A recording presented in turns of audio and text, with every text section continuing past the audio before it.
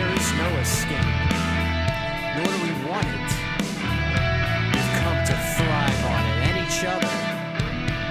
You can't get the adrenaline pumping without the terror, good people. In 1992, Candyman would burst onto screens and absolutely terrorize an entire country. And then in a few years, Candyman Farewell to the Flesh would hit the scene. Does it live up to the legacy of the first, or does it fall on its face? Let's find out. You know, a cool thing I want to start out with this review is, you know, when I was little, my dad used to tell me all the time how he saw the sets and the production stuff of Candyman Farewell to the Flesh. You know, I was raised in New Orleans. Sometimes my accent comes out heavy. When I get aggravated, I sound very belligerent Cajun. You know, but I've learned to try to cover it up a little bit. But, you know, he used to tell me all the time, he was like, oh, I saw Candyman, Christian, I saw the movie being made, Farewell to the Flesh. And I always thought that was really cool. So it was always a funny thing. Candyman in my life was real.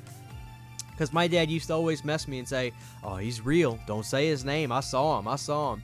But the truth of the matter is, you know, he worked around the area and he got to see the sets being done and everything. And he can remember one time seeing a tray come out with one of the hook hands, and he goes, oh, they're making a Candyman. And he thought it was really cool. There's some other films he saw, like I think it was Hard Target, which was a Van Damme film from New Orleans as well. But just a cool story to share. But anyway, Farewell to the Flesh. You know, here's the sequel to Candyman from 1992, which is arguably one of the best movies of the entire decade. You know, there are times where I'll watch Candyman and say, that's it, I like it over Silence of the Lambs. And sometimes I'll say Silence, but the fact that there's that seesaw with those two films is cool. But Candyman, I mean, what a movie. I mean, it had people running out of the aisles. I've seen old video footage of Candyman showing in theaters on YouTube where you got to see you hear people screaming and running out of the theater. That's awesome. So when Farewell to the Flesh came out, did it match? Did it get expectations? Did it not? You know, it's hard to say. I was obviously very, very young when this movie came out, but I can give you my thoughts on the film. I'm sure that's why you clicked this video. Farewell to the Flesh does some really cool stuff. First of all, going to New Orleans to base the story out of, I think was a great idea. I think it was a logical next step to take Candyman. You know, starting out with Candyman Farewell to the Flesh is the opening sequence, which is, in my opinion, the best part of the film. So the professor from the first Candyman, when Virginia Madsen and her friend are telling him at the dinner table about the research you're doing on Candyman, and we're going to blow you out the water. He's trying to be polite, but he already knows everything about Candyman, seemingly, much before they do. And so he's wrote this book, and he's on a book tour, and he's in New Orleans, and he's doing this little room conference, and he's doing these slideshows for these people who are paid to come see him and get the book signed by him, and he's going over the history of Candyman, which was creepy, atmospheric. It's a great opening.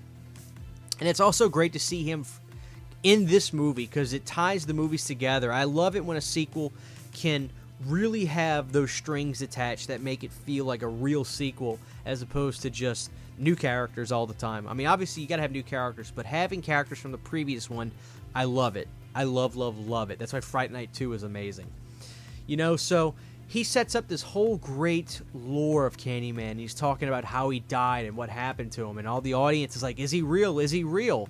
And he goes, the myth is real, the man is not. And so somebody in the audience says, prove it.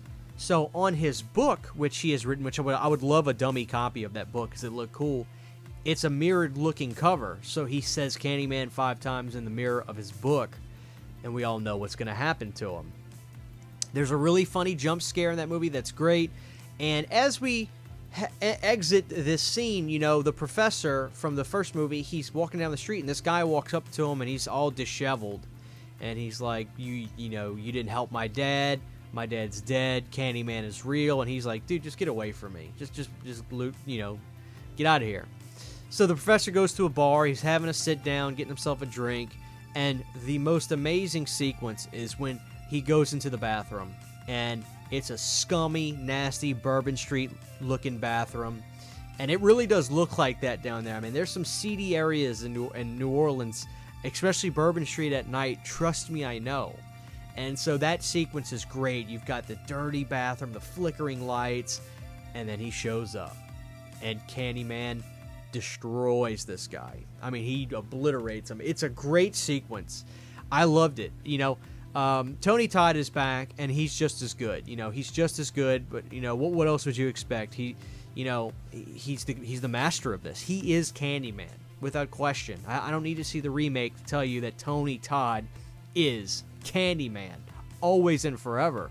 So this movie, solidifies it. It wasn't a joke. It wasn't a one-off. Tony Todd knew he was born to play that role. So he's great in this one. There's no denying that. And then the story develops with this woman, and she kind of does like this teaching at it looks like a boarding kind of school, halfway house, where she's like really there for troubled kids and kids that don't have much of a family, and that's her thing. So I liked her character. She was great in the movie. The only thing about this movie, if I have to give it one complaint for Farewell to the Flesh, it's the brother. Do you remember the guy I told you about that ran into the professor that was all disheveled, and he was like, "You didn't help my dad. My dad's dead because of Candyman." That guy, he is not a great actor. He had that nervous smile the entire movie where the eyes don't match. It's like where you got like the smile because you're nervous, but your eyes are serious. And it was hard. And it was really a shame because everybody in this movie's great. The people that were being the homeless guys in the movie were awesome. They were great. But this guy, he just was not on par with everybody else. And I feel that was the only thing that really not brought the movie down, but prevented it from being even better, in my opinion. You know what I mean? Because it's a good movie. Well made, well produced. This one guy, he just was not on par. And it's a shame because his character has to go through real dark emotions because he gets convicted. He gets arrested because they think he killed the professor, because obviously Candyman's not around to be, get caught. And then they try to tie him into other deaths from Candyman, and he's in prison. He's got to be emotional, and he has this nervous smile the whole movie. It really was just, oh, come on. What were you guys thinking, hiring that guy? But other than that, our lead is great. Her husband's character is great. Her mother is great. And, of course, Candyman is amazing in this movie.